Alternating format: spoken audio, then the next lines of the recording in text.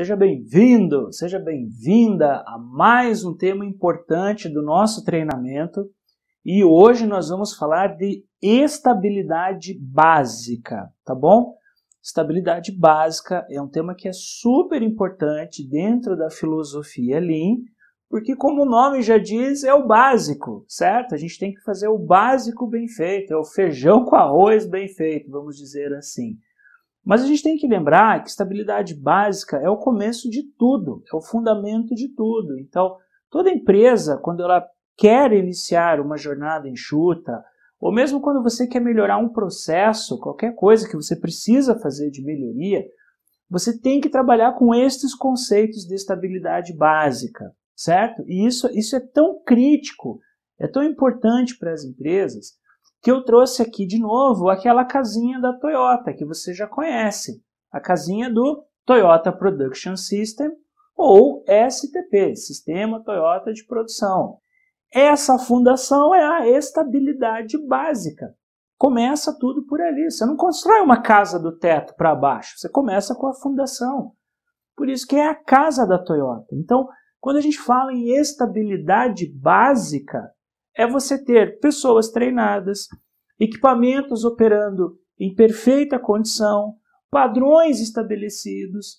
E quando tudo isso acontece, quando você tem esse ambiente de padrões, pessoas, equipamentos em condições, tudo isso vai operar com segurança e vai operar de forma consistente, mantendo o padrão ao longo do tempo. Esse aqui, ó, um cachorrinho bonitinho, fofinho, né? Com um narigão desse tamanho, para você gravar isso aqui e não esquecer.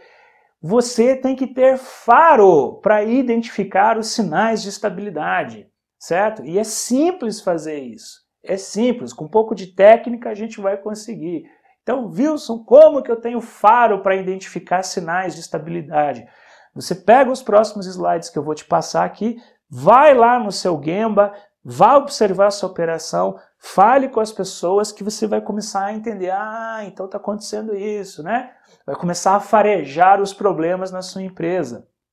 Então, por exemplo, um primeiro sinal de instabilidade é quando você olha os seus indicadores, eles estão oscilando demais. Como o exemplo que eu te dei alguns slides atrás. Então, a primeira coisa que você deve fazer é isso. Peça os indicadores.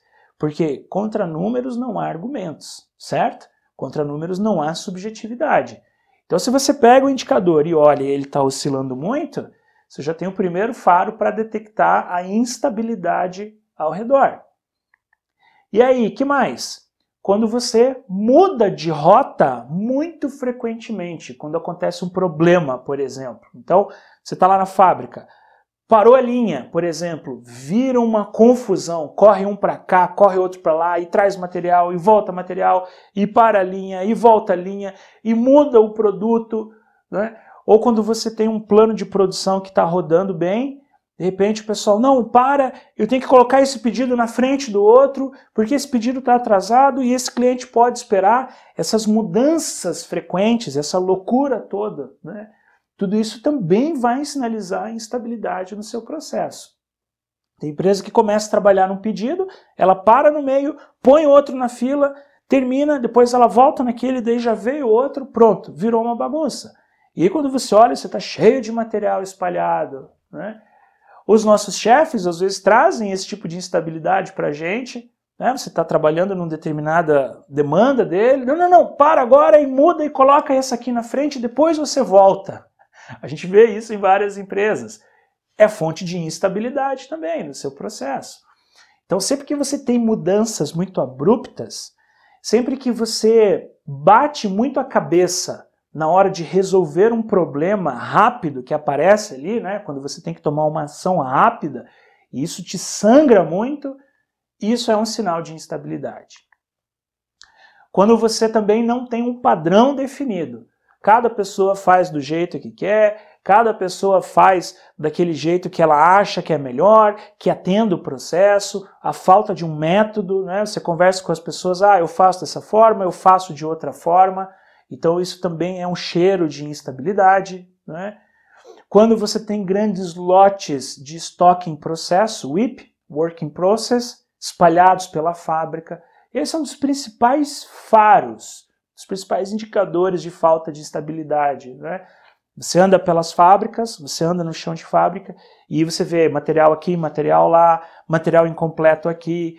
Quando você apaga a luz da empresa 5 horas da tarde, que todo mundo vai embora, que as máquinas são desligadas, você olha do lado da máquina, tem um monte de material incompleto. Isso quer dizer o quê? Que você tem inconsistência, você tem variação, né? Você tem um murar ali acontecendo, trazendo muitas variações para as suas máquinas. Isso aqui vale também para o administrativo, né? Chega lá na área fiscal, por exemplo. Olha o pessoal do fiscal, quando você vai embora, tem que lançar a nota fiscal, por exemplo. Você olha aquela pilha de nota fiscal. É o quê? É instabilidade. Ele não conseguiu dar conta da demanda naquele dia. Pega comprador de empresa, baixa lá um relatório do sistema e mostra quantas ordens de compra estão pendentes para emissão. É instabilidade, é o estoque intermediário também dos processos de serviços. Então isso aqui serve para qualquer processo. Que mais? Fluxo inconsistente ou inexistente. Você não entende por onde que entra o material, por onde que ele sai, aonde que começa a linha, aonde que termina a linha, se aquele pallet que está no chão é matéria-prima, se ele é WIP, se ele é produto acabado, você simplesmente não entende. Se você vai num armazém de logística, você não entende se é o corredor de entrada, se é o corredor de saída, se é o recebimento, se é a expedição, né? Então, isso é chamado de fábrica escura, que você não entende. E vale também para serviços e processos administrativos, né? Você chega num escritório lindo e maravilhoso, por exemplo, mas que não tem gestão visual nenhuma. Não tem um gerenciamento diário, não tem um quadro de acompanhamento, não tem nada, está tudo só no computador. É o quê? É um escritório escuro, apesar dele ser lindo, mas a informação é obscura, você não sabe qual é o status dos processos, você não tem gestão visual, né? Os problemas não são visíveis. Vocês gostaram do meu desenho aqui? Ficou bonitinho, né? Ó, tentei reproduzir aqui. É isso que dá a gente ficar em home office agora com as crianças, né? A gente aprende com as crianças de 11 anos a fazer os emojizinhos, ó. E aí eu quis fazer uma reprodução aqui, né? Para quebrar um pouco do gelo da aula. Acho que ficou parecido, ficou bonitinho até. Então, 2 pontos importantes aqui. Primeiro ponto, na sua forma mais simples, pode-se dizer que estabilidade implica em ter a previsibilidade geral da operação e disponibilidade constante dos 4 M's. Ai, Wilson, o que são 4 M? A gente já vai entrar neles aqui, né?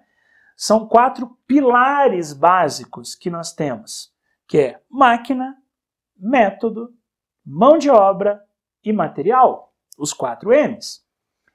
E abaixo de cada um desses M's, desses blocos, a Toyota tenta estabelecer um processo consistente e previsível. Essa que é a grande sacada, né? Então, estabilidade básica é você trabalhar nessas 4 amplitudes, nesses 4 blocos. É você fragmentar o seu pensamento, o seu diagnóstico, para você entender como tudo isso está organizado dentro da sua fábrica, ou do seu escritório, ou do seu canteiro de obras, ou dentro do seu hospital. Porque esses 4 M's existem em qualquer empresa, em qualquer processo.